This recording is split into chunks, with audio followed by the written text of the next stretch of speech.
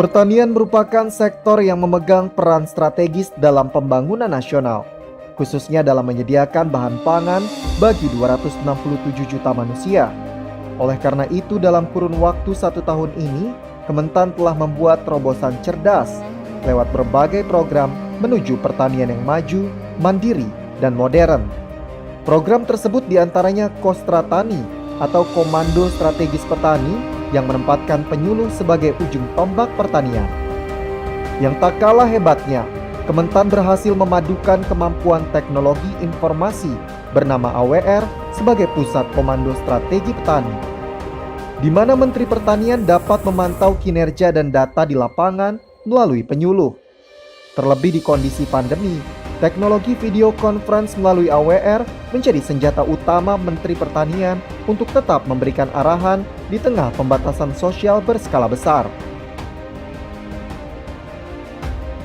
Pelayanan dana pinjaman kredit usaha rakyat juga menjadi strategi memandirikan petani.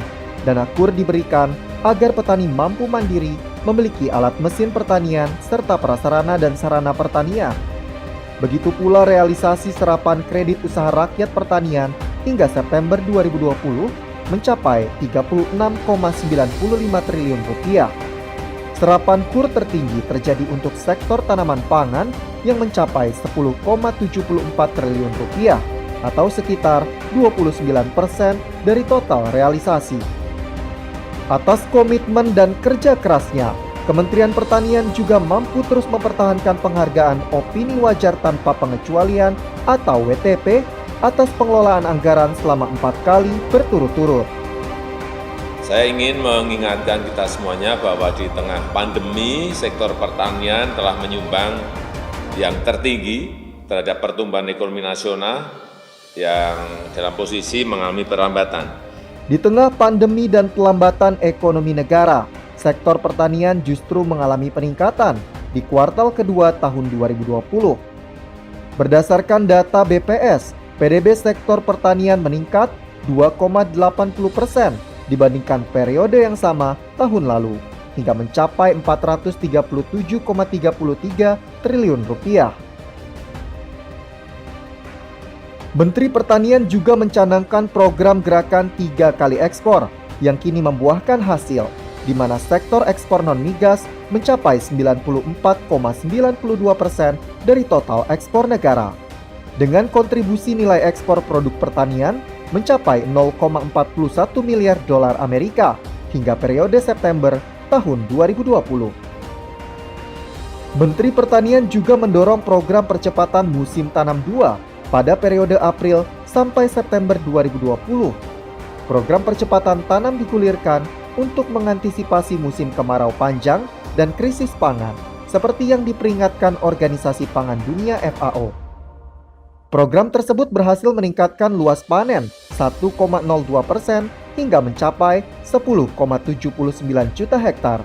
Hasilnya, produksi padi meningkat 1,02% menjadi 55,16 juta ton per September tahun 2020. Langkah terobosan Menteri Pertanian lainnya diwujudkan dalam konsep food estate.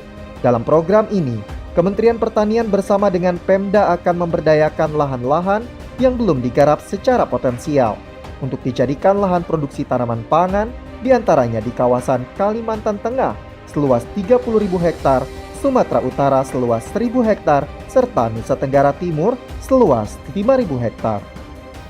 Kemajuan sebuah daerah, sebuah desa, sebuah kabupaten, sebuah provinsi, bahkan kemajuan nasional sangat ditentukan seperti apa akselerasi pertanian mampu kita optimalkan lebih kuat.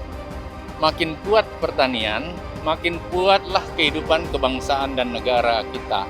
Yang lain bisa ditunda, tapi makanan tidak boleh ditunda. Oleh karena itu, Kementerian Pertanian tidak boleh sendiri. Harus bersama-sama yang lain, ya, untuk bisa mengakselerasi pertanian. Kita berharap besok kehidupan pertanian yang makin produktif akan juga sekaligus bisa mendorong kesejahteraan petani juga yang lebih baik.